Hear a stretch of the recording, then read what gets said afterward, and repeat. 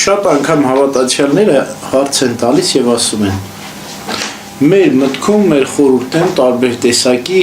մտածումներ են գալիս, որն են դրանք լավն են, որն են վատ, որը չարը, որը բարի, Աստծուց է, սատանայից է, որին հավատանք, որին չհավատանք։ Ժողովրդական այսպիսի մի ասացված կա, իհարկե ռուսերն է, բայց հայերենում մոտավորապես այսպես կստացվի, որ պղտոր ջրում միայն սատանաներ են լինում։ Այո, պղտոր ջրում միայն սատանան լինում, այսինքն երբ որ մեր մտքի մեջ պղտոր է, այսինքն պղտոր ասելով խառն է։ Մենք չգիտենք ինչ խորհուրդներ եկան, որտեղից եկան, ուր գնացին, եւ աշխարհի զբաղմունքները, հոգսերը, մեր մեջ նաև այդ մտքի միտքը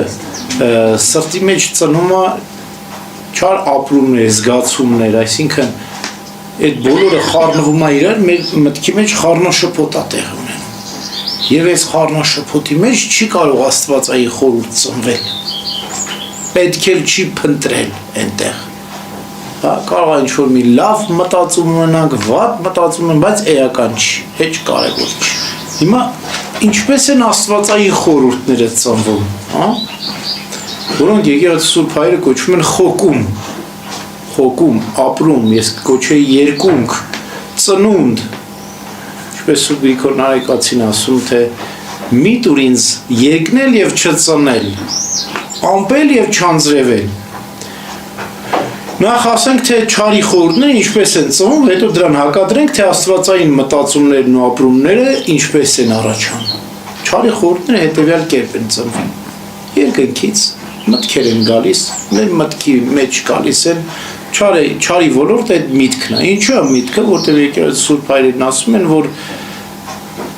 օդային շերտում գտնվում են դևերը, երկնքի ներքո, ինչպես Պողոս Առաքյալն է ասում։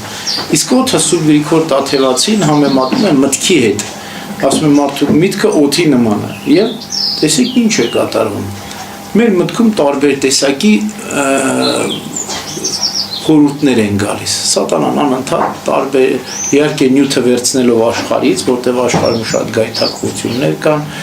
շատ ծուղակներ կան, այդ ծուղակները տեսնում ենք,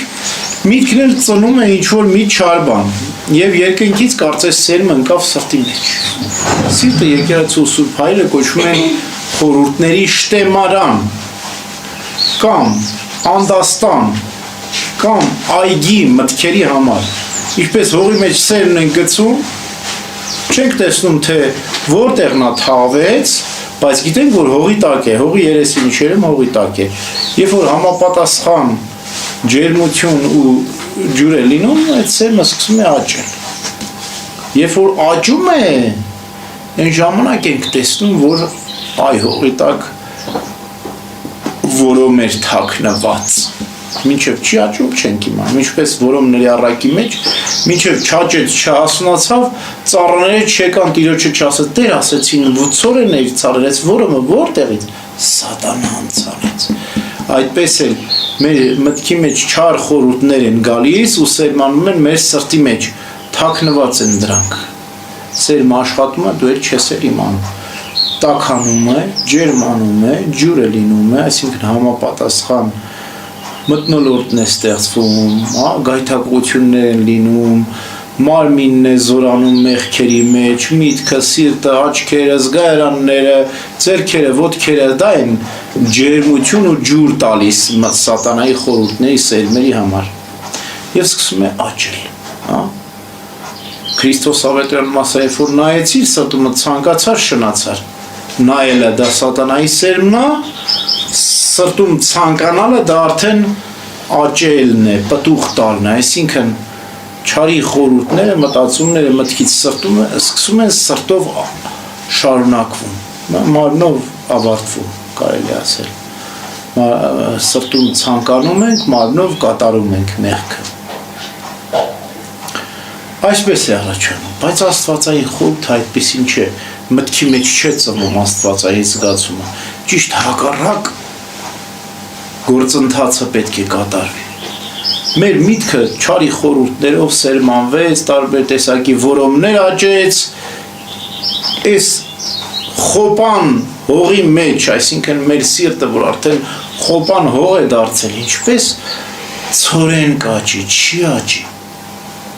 Պետք է մաքրենք այդ խոպան հողը։ Պետք է վարենք, արմատախիլ անենք, պետք է վերացնենք որոմը, ամբողջովին, հետո սկսենք բարի խորհուրդներ սերմանել, բարի մտքեր, ավետարան կարդանք, եկեղեցու Սուրբ Հայրի խորհուրդները լսենք, կատարենք, աղոթ քանենք,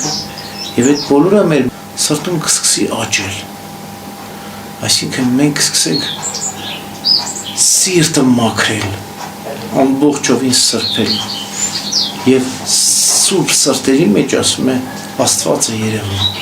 եւ այդ սուրբ սրտերից կծնվեն քրիստոնեական սքանչելի զգացումներ, ապրումներ։ Ի խորոց սրտի երբ որ աղոթենք, ինչպես Սուրբ Գրիգոր Նարեկացին ասում, այնուհետև կարտասվենք, այնուհետև կզղջանք, կխոստովանենք, կապաշխարենք, այն ժամանակ մեր սրտի մեջ կծնվեն իրական երանելի երջանիկ ապրումներ, կերկնենք եւ կծնենք, կամպենք եւ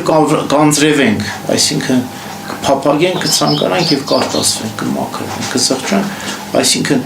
աստվածային ապրումներ զգացումներ հոգուց են ծնվում։ Նաեւ արտահայտվում են մտքի վրա։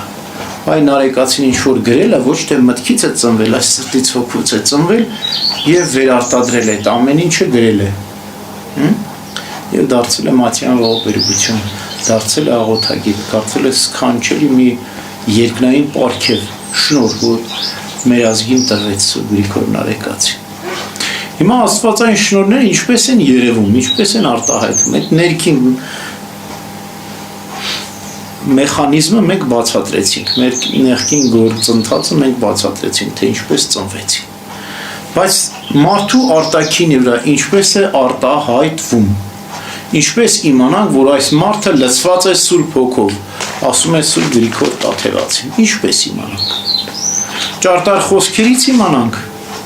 գեղեցիկ հագնվածքից իմանանք, արտաքին տեսքից իմանանք, խոսվածքից իմանանք։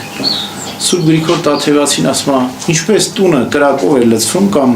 լույսով է լցվում, պատուհաններից անմիջապես լույսը ճառագում է։ Այդպես էլ երբ որ մարդու մեջ Սուրբ Հոգին է լցված, աչքերից, խոսքերից,